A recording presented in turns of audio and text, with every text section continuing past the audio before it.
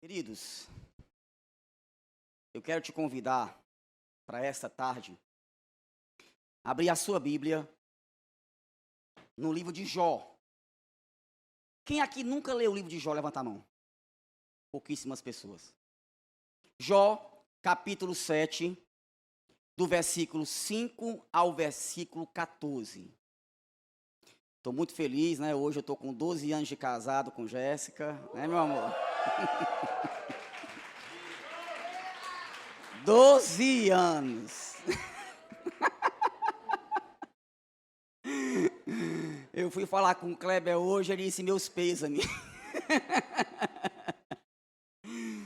Jó, capítulo 7, do versículo 5 ao versículo 14. Meu corpo está coberto de vermes e cascas de ferida. Minha pele está rachada e vertendo pus. Meus dias correm mais depressa que a lançadeira do tecelão e chegam ao fim sem nenhuma esperança. Lembra-te, ó Deus, de que minha vida não passa de um sopro. Meus olhos jamais tornarão a ver a felicidade. Os que agora me veem, nunca mais me verão. Puseste o teu olhar em mim e já não existo. Assim como a nuvem se esvai e desaparece, assim quem desce à sepultura não volta. Nunca mais voltará ao seu lar, a sua habitação não mais o conhecerá. Por isso, não me calo. Na aflição do meu espírito, desabafarei. Na amargura da minha alma, farei as minhas queixas. Sou eu o mar, ou o monstro das profundezas, para que me ponha sobre guarda? Quando penso que a minha cama me consolará, e que o meu leito aliviará a minha queixa, mesmo aí, me assustas com sonhos e me aterroriza com visões. Vamos orar? Pai, eu sou grato a Ti, mais uma vez, por esse momento. Eu sou apenas um instrumento e um canal para transmitir a Tua voz. Pai, não deixa que o orgulho, que a vaidade, que a prepotência tome conta do meu coração. Mas que eu possa estar apto para transmitir aquilo que o Senhor quer falar para a Tua igreja. Repreende desde já toda a influência e intuito do diabo, do inimigo, para roubar a atenção. Que o Senhor possa falar aos nossos corações e transmitir verdades e princípios eternos. E que possamos ser transformados pela Tua palavra. Amém, amém. Queridos, quando a gente lê essa passagem, a gente se depara com um desabafo de um homem que literalmente foi testado por Deus. A Bíblia diz que Jó era um homem justo, reto, diante de Deus. E não sei como, e talvez só na eternidade vamos entender isso, o diabo chega para Deus e faz uma aposta com Deus. Ah, Deus, tu está todo orgulhosinho com Jó, que segundo você mesmo acabou de falar, é um homem justo, reto, diante de Deus. Agora é muito fácil ser reto e justo, quando tu tem dado tudo de bom e do melhor para ele. Tira o que ele tem. E aí Deus faz uma aposta com o diabo e dá ao diabo a legalidade de fazer o que quisesse com Jó, menos tirar a sua vida. E aí começa a vir uma série de desastres na vida de um homem que era considerado na época o homem mais rico do mundo. E a Bíblia diz que em um único dia, olha aqui, Jó perdeu 500 juntas de bois e 500 juntas de jumentos. Caiu fogo do céu e matou 7.000 ovelhas de Jó. os caldeus roubaram seus 3.000 camelos. E para piorar, um vento forte derrubou a casa onde estavam os seus filhos, matando os seus 10 filhos. E se ainda não bastasse, Jó foi acometido de uma terrível lepra que comia e consumia a sua carne. Antes, um homem feliz, antes, um homem próspero, mas agora se encontrava enfermo, pobre, miserável. A própria esposa disse: olha, Jó, amaldiçoa esse Deus e morre. A Bíblia diz que o sofrimento desse homem era tão grande que seus amigos chegaram para consolá-lo e passaram uma semana olhando para Jó sem ter a coragem de falar nada. De tão deprimente e desgraçado que era ou estava a sua vida. Tem uma passagem muito conhecida em Jó, que é Jó 3, versículo 9 e 10, que ele diz que à noite espere a luz e a luz não venha. Que o sol nem nasça no dia em que nasci. Triste, triste, porque minha mãe não era estéril. O sofrimento desse homem era tão grande que ele se questionou: por que minha mãe não era estéril? Por que eu vim a este mundo?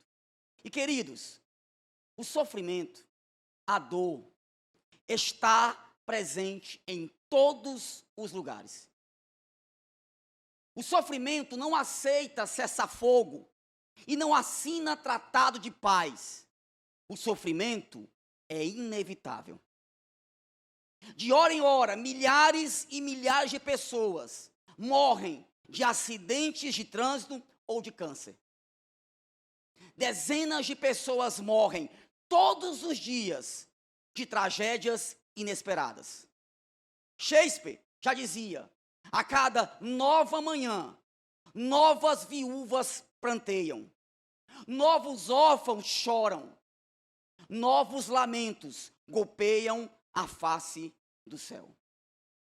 Um grande teólogo que faleceu ano passado de câncer, Timothy Kelly, escreveu: não há dinheiro, poder, nem planejamento capazes de impedir que o luto, uma doença terrível, uma traição, um desastre financeiro ou a infinidade de outros problemas entrem em sua vida. A vida humana é inevitavelmente frágil e sujeita às forças que estão além do nosso poder de controlar. A vida é frágil. Vamos ser sinceros. Se eu perguntasse aqui agora, quem está feliz? Talvez você levantaria a mão e dizia: eu estou feliz. Quando na realidade você está infeliz. Ah, mas crente não pode ser infeliz. Quem disse isso? Que teologia é essa que diz que o crente não pode chorar? Que teologia é essa que diz que o crente não pode passar por reveses? Como mesmo disse Timothy Kelly, o sofrimento é inevitável. Há pessoas aqui que estão passando pelo luto.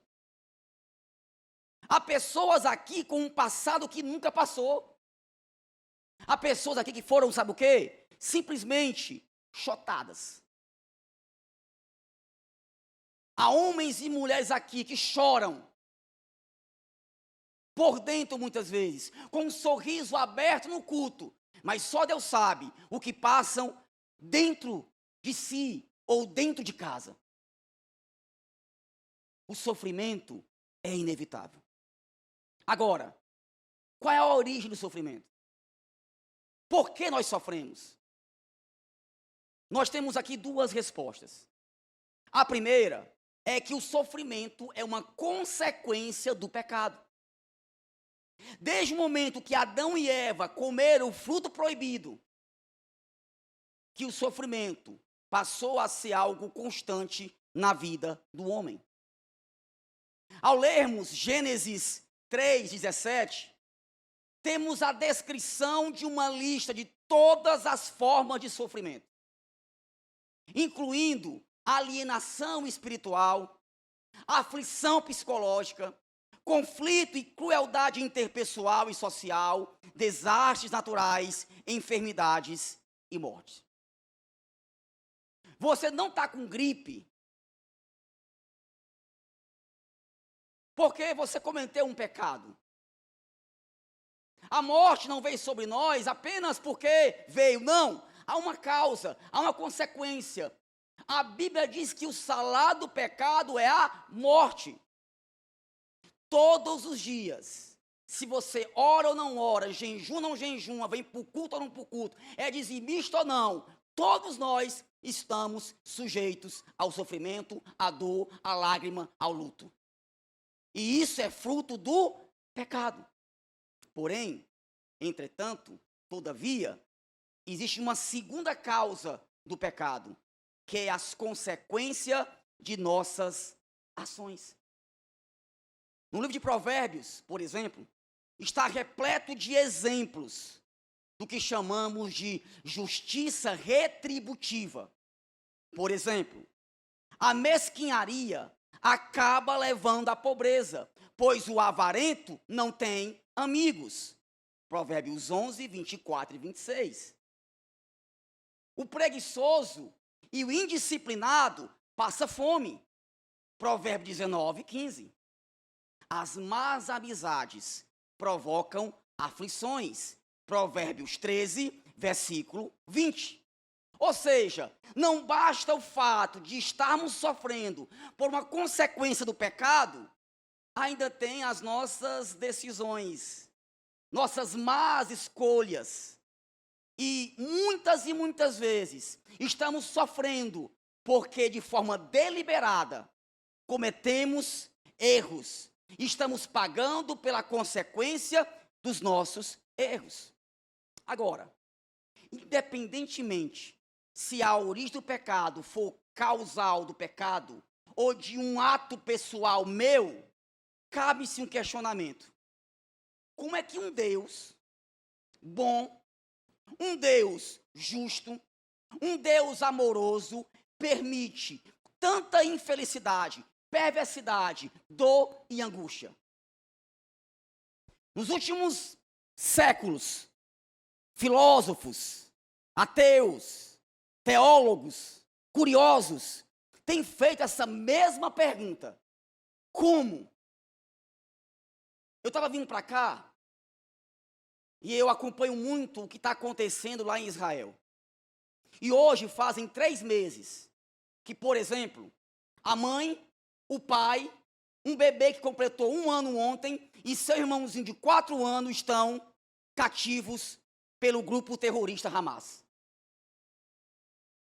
Como alguém em plena consciência tem a coragem de sequestrar bebês, mulheres que foram estrupadas ao olho nu de todos, famílias que foram massacradas, bebês colocados em fornos e queimados no forno enquanto a mãe era estrupada, crianças que passaram 18 horas escondidas dentro do guarda-roupa, e seu pai e sua mãe fuzilados na calçada de casa. Tem horas que dá um negócio na cabeça, e a gente fica assim, como um Deus tão bom, como um Deus justo, todo-poderoso, permite que isso aconteça?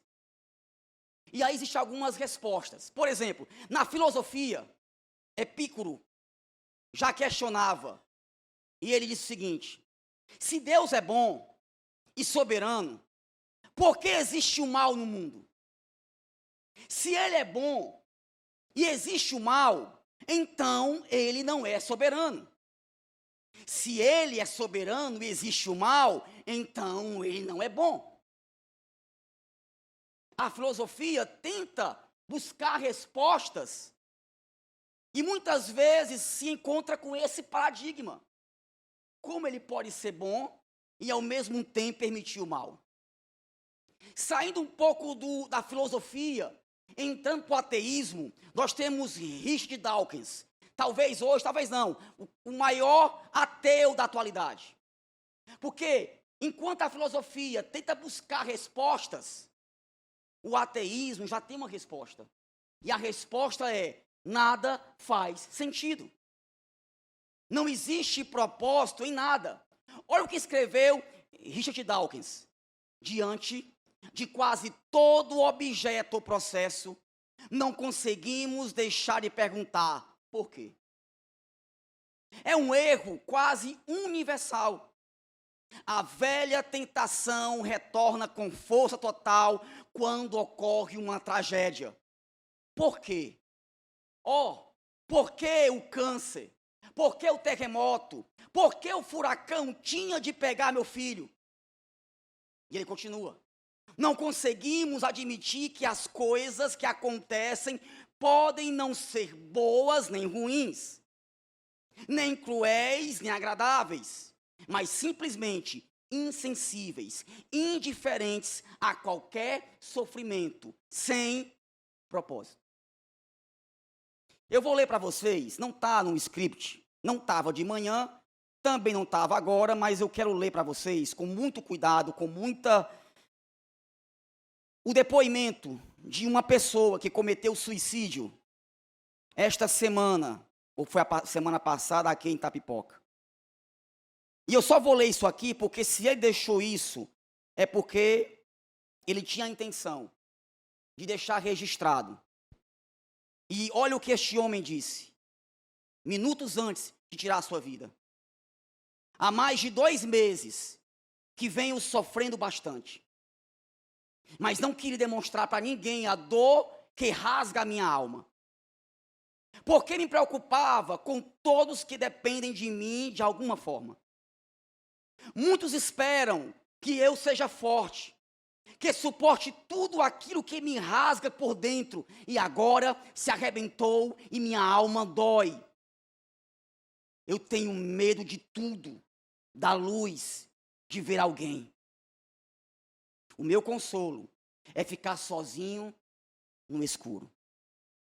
Poucas pessoas têm dimensão da minha dor e o desespero que me consome não aguento mais. Por isso, não quero mais fazer parte desse mundo medíocre e de ser um eterno incompreendido. Ficarei como uma lembrança que a morte irá realçar o que fiz de bom. E ele finaliza. O resto, em algum momento, pode virar uma anedota na boca de alguns. Não suporto mais viver num mundo em que não posso ficar doente ou ser uma pessoa com transtorno. Eu hoje imploro pela morte. E há milhares de pessoas assim, talvez sentada entre nós, com a alma rasgada, sofrida, acreditando numa ideologia chamada niilismo. Eu vou explicar. Na Idade Média, o foco era a religião. Deus era o centro das decisões. Aí surgiu o iluminismo, a era da razão. Colocaram Deus para escanteio e colocaram o conhecimento, a razão como centro de tudo. E pensaram, nossos problemas acabaram, porque agora a razão vai nos levar ao paraíso. Porém, entretanto, todavia, aconteceu a Primeira e a Segunda Guerra Mundial.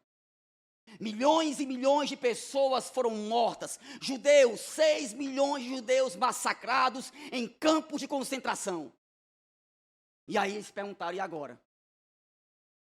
A religião não salvou. A razão também não salvou. E aí começou a aparecer um grupo de filósofos e começaram a pregar um tal de niilismo, que hoje as universidades estão empestadas. O que é o niilismo? Uma vida sem sentido. Não há sentido, não há razão, não há propósito para nada.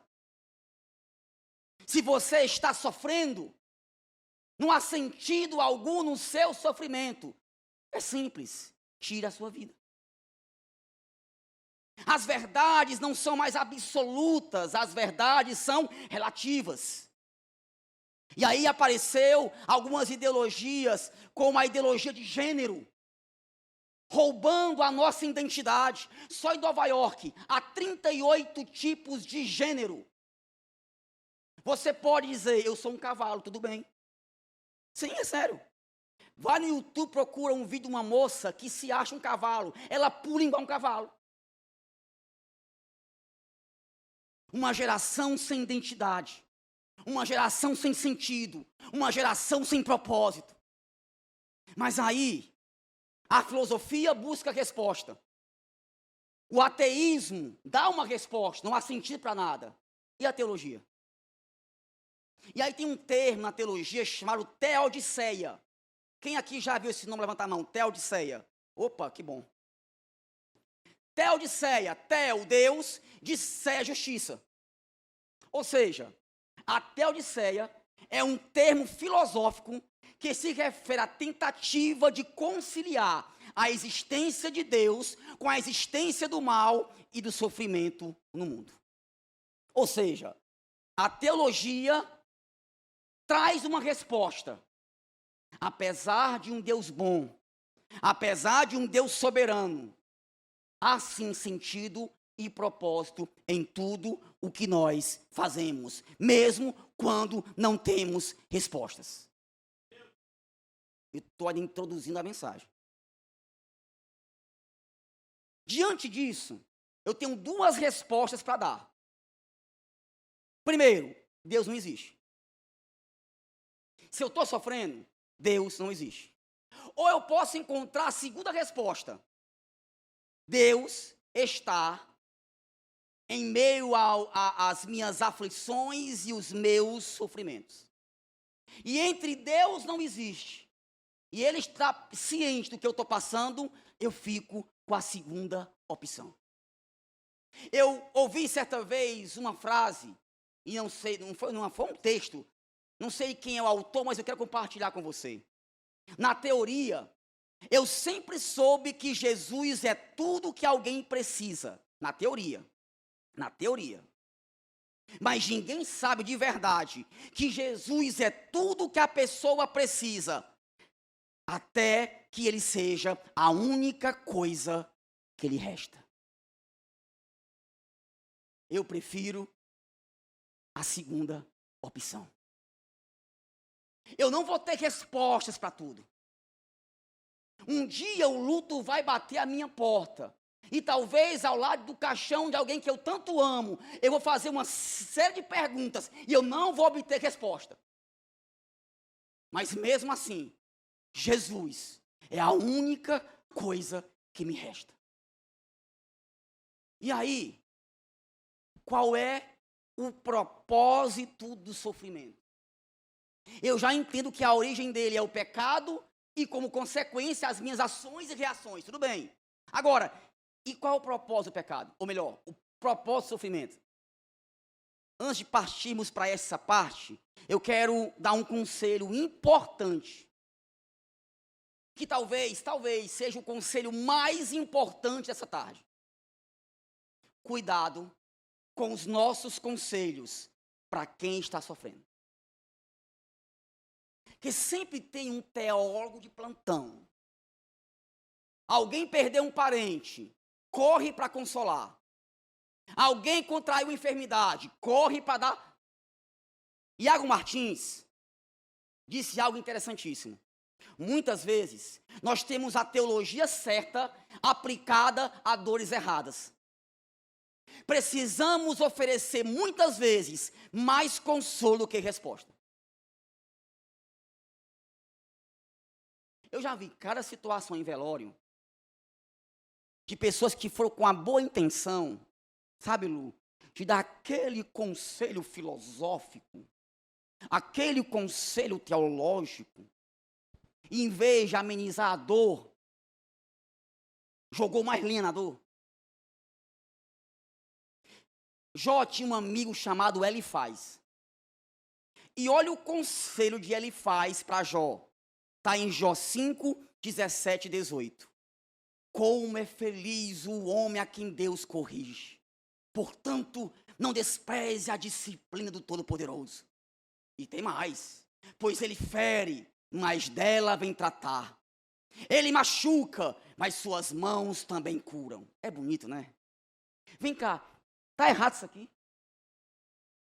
Vem cá, esse conselho está errado? Não. O problema é que ele utilizou uma teologia errada, uma teologia certa, para uma dor errada. Então, quer um conselho? Às vezes, o melhor conselho é o silêncio. Às vezes, o melhor conselho é a oração. Às vezes, o melhor conselho é o afago, é o abraço, é sentar pertinho. Então, tome muito cuidado. Muito cuidado. Quando você for aconselhar, trazer alento para quem está sofrendo. Amém?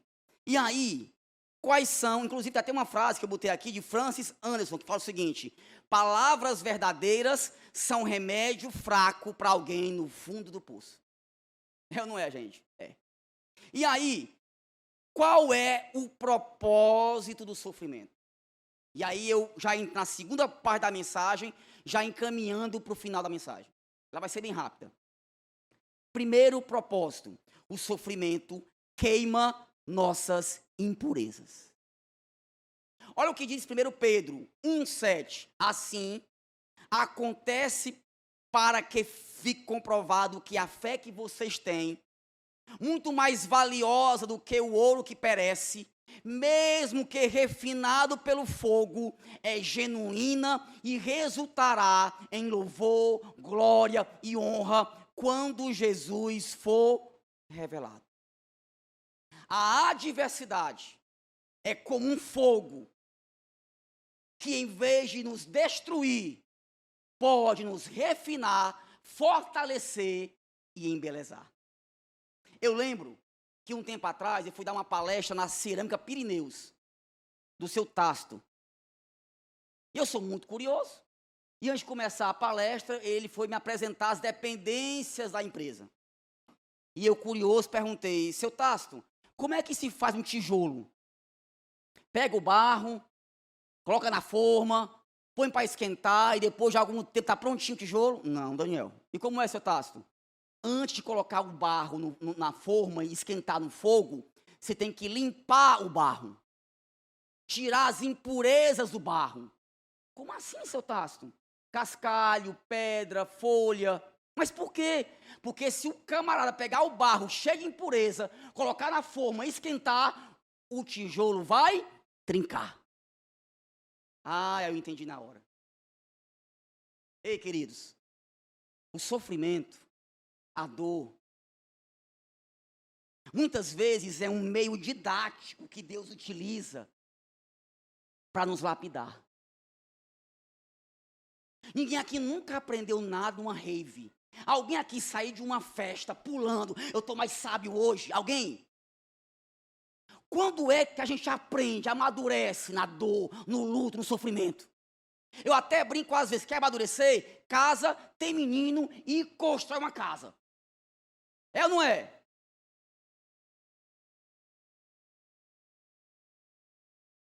É no sofrimento que somos lapidados.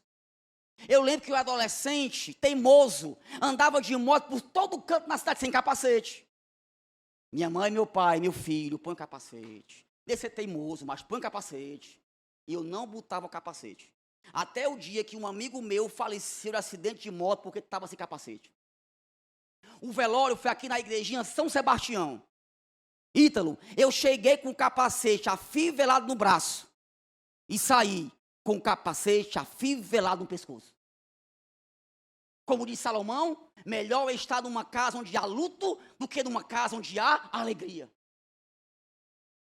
Deus permite sim o sofrimento. E muitas vezes Ele permite isso pelo nosso bem. Hoje, com 42 anos de idade, eu sou um outro Daniel. Depois de tudo que eu já passei nessa vida, das lágrimas que eu derramei, das decepções da vida, das vezes que pela impulsividade eu falei coisa e machuquei pessoas. 2021, 2022 foram os piores dias, anos da minha vida, financeiramente falando.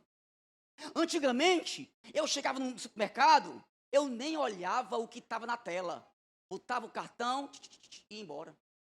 E no posto de gasolina, nem verificava se o camarada tinha realmente colocado o que estava lá. Eu só...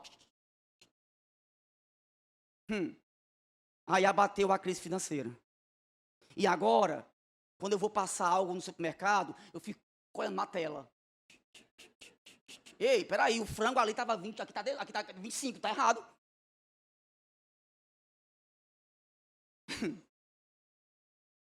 O sofrimento, a dor, o luto, nos ensina, e é a melhor escola que Deus tem utilizado para aqueles a quem Ele tanto ama. Olha o que disse Martim Lutero: é da natureza de Deus criar algo do nada.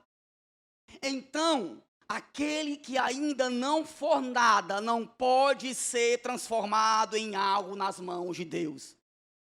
Portanto, olha que legal isso aqui. Deus aceita apenas o desamparado, cura apenas o enfermo, dá visão apenas ao cego, ressuscita apenas ao morto, santifica apenas o pecador, dá sabedoria apenas o tolo. Resumindo, Deus tem misericórdia apenas dos miseráveis. Quem aqui é miserável? Não acredito, pois eu sou miserável. Vocês não ouviram a pregação do Sermão do Monte? Bem-aventurados os pobres em espírito. É aquela velha frase. Quando estamos felizes, aproveitamos a melodia. Quando estamos tristes, entendemos a letra. Eu não sei o que você está passando. Eu não sei nem o teu RG, teu CPF. Talvez o que você está passando agora é uma consequência não apenas de um pecado original de Adão e Eva, mas também por uma decisão precipitada sua. Mas independente disso, eu tenho uma absoluta certeza que Deus tem um propósito nessa dor. Que isso que você está passando tem sim um sentido. E se Ele te trouxe aqui esta noite, é porque Ele quer revelar algo que você não conseguiu entender ainda. Há uma frase que diz: quando Deus se cala, é porque Ele está trabalhando. Ele tarda, mas não falha. Agora, tem o segundo motivo, ou o segundo propósito da dor. O primeiro é qual? Queimar as impurezas, ou seja, troca de miúdos, me tornar melhor, mais maduro, mais experiente, mais consciente. Agora tem um segundo propósito, que é glorificar a Deus. Olha o que diz João 9:1-3. Enquanto Jesus caminhava, viu um homem que era cego de nascença. Mestre, perguntaram-lhe os seus discípulos: por que foi que este homem nasceu cego? Por causa dos seus pecados ou por conta dos pecados dos seus pais? Nenhuma coisa nem outra, disse Jesus, mas para nele se mostrar o poder de Deus. Às vezes, escute isso, às vezes, o objetivo do sofrimento é disciplinar e corrigir padrões errados, como o caso de Jonas. Às vezes, o seu objetivo não é corrigir erros passados, mas prevenir erros futuros, como o caso de José. Outras vezes, o único propósito do sofrimento é nos levar a amar a Deus com mais fervor. Eu conversei essa semana na minha célula e disse: olha, porque assim, tem uma mágica na virada do ano, né? Tem um negócio estranho. Quando virar o ano 2024, será o ano da conquista, o ano da vitória, ai, terra. Irmão, só mudou o calendário. Cai na real. Eu não estou dizendo, meu querido, que você não pode ter a motivação de acreditar e trabalhar e lutar. Mas vem cá, e se nada do que você planejou acontecer? Deus deixou de te dar o melhor ano da sua vida? Pergunta para os homens que sofreram, que foram encarcerados, perseguidos. Sabe, quando eu me deparo com os apóstolos, na ótica humana eu penso, homens que não alcançaram o sucesso. Porque sucesso hoje é ter riqueza. Sucesso hoje é ter fama. Então os 11 discípulos não alcançaram sucesso. Eu disse há pouco que 2021 e 2022 foram os anos mais difíceis financeiramente na minha vida. Mas ao mesmo tempo, foram os melhores anos na presença de Deus. Foi no meu quartinho, no meu escritório, sem condição financeira. Quando um dia Jéssica e Ana Elisa doente de Covid, eu não tinha R$1 no bolso. Alguém me deu uma oferta de R$400. Cheguei na farmácia, gastei tudo com remédio. Mas faltava um remédio. E não tinha mais dinheiro. E minha irmã emprestou o cartão dela, Raquel. Se não me engano, tinha R$90 de limite. E eu cheguei na farmácia para comprar mais um remédio. E a moça disse, de quem é esse cartão? É da minha irmã. Não aceito. Você, mas minha irmã está aqui, Carvalho. Não, pode voltar. Puxa, eu já estava tão humilhado. Porque não tinha R$1 no bolso. E até um corte, ela tem razão, a moça. Ela não está errada, não. E eu voltei como um cachorrinho, cai na muda, sou desconfiado. Raquel, não passou o cartão, porque eu não sou tu.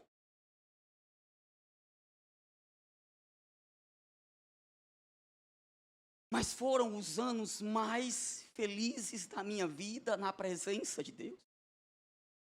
Os mais belos poemas, as mais lindas canções foram feitas mediante a dor e o sofrimento. Quantas vezes, trancado no meu quarto, eu cantava: porque te abates, ó minha alma, e te comoves, perdendo a calma. Não tenhas medo, em Deus espera, porque bem cedo Jesus virá. Aleluia.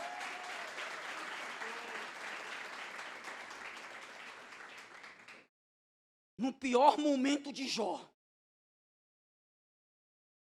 quando a mulher dele olha para ele e diz: ei, amaldiçoa esse Deus e morre. Olha a resposta de um adorador. Ele diz: nu saí do ventre de minha mãe e nu voltarei. O Senhor o deu e o Senhor o tomou. Bendito seja o nome do Senhor. Só quem tem coragem para falar isso aqui é quem de fato encontrou no meio da tormenta aquele que é capaz de acalmar o vento e a tempestade. E esse é o segundo propósito da dor: glorificar a Deus. E aí, eu quero concluir essa mensagem. Já entendemos o porquê do sofrimento. Já entendemos o propósito do sofrimento.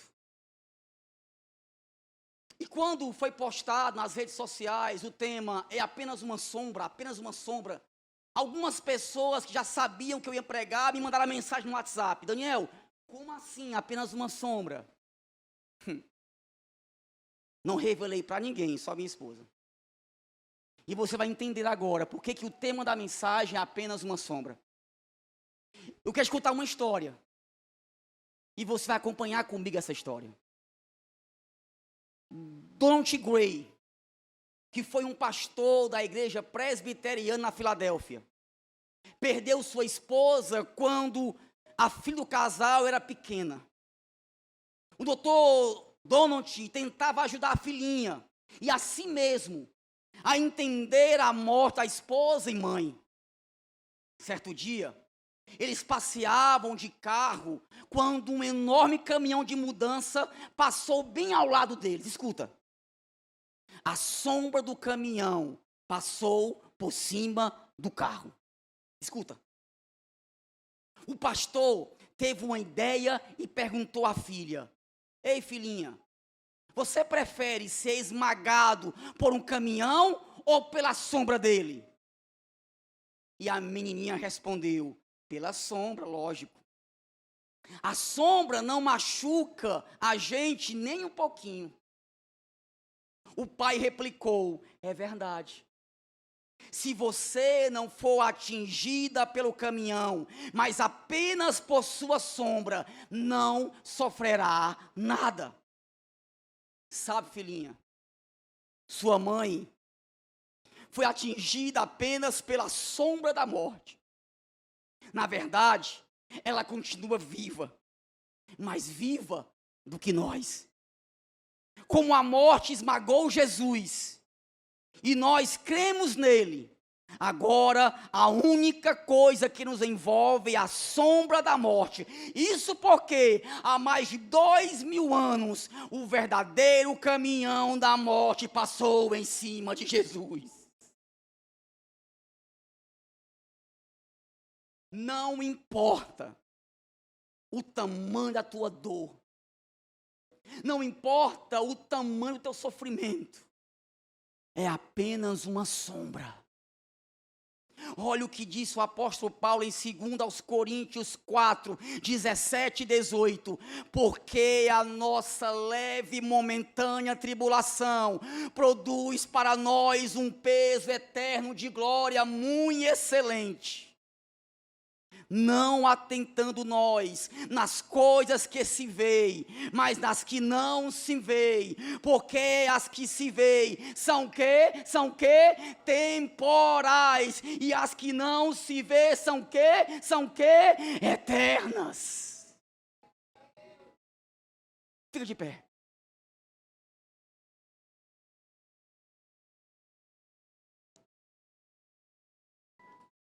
Lembra de Jó? Lembra do desabafo de Jó? Jó fez vários questionamentos a Deus. E no capítulo 40 de Jó, Deus vem e responde o questionamento de Jó. Presta atenção nisso aqui agora, para finalizar. Jó fez vários questionamentos a Deus. Mas quando Deus apareceu para Jó, Deus não deu nenhuma resposta para Jó. Pelo contrário, Jarder, Deus fez perguntas para Jó. Perguntas? Como assim? Eu vou ler com você no telão. Alguma das perguntas que Deus fez para Jó. Observa o sentido que eu vou trazer para vocês.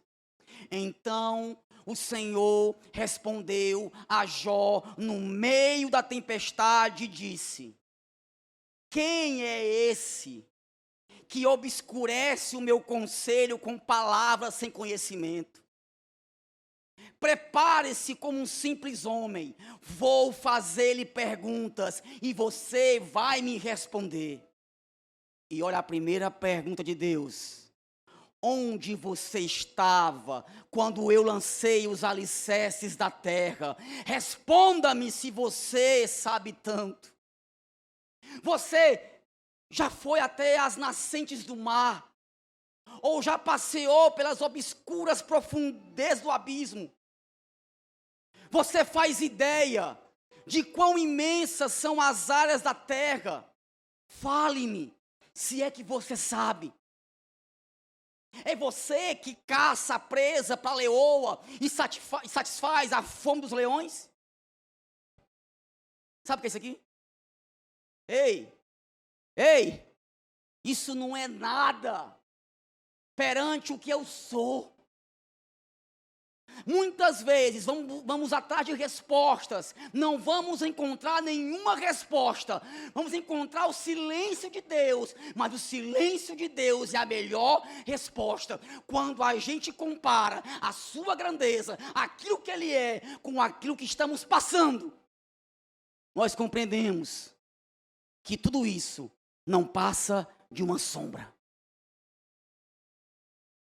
O judeu gosta muito da palavra shalom. O brasileiro traduziu como paz. Só que quando um judeu diz shalom, ele não está dizendo paz. Ele quer dizer o seguinte: nada quebrado, nada faltando e nada fora do lugar. Ei, nada está faltando, nada está quebrado, nada está fora do lugar. Ele está sobre o controle.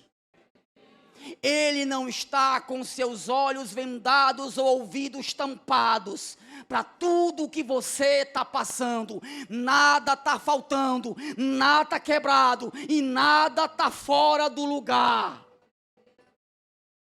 Eu encerro com uma frase de João Calvino que diz: Tu, ó Senhor, me esmaga, mas é abundantemente suficiente para mim saber que isso vem da tua mão. Você não entendeu? E eu vou ler de novo.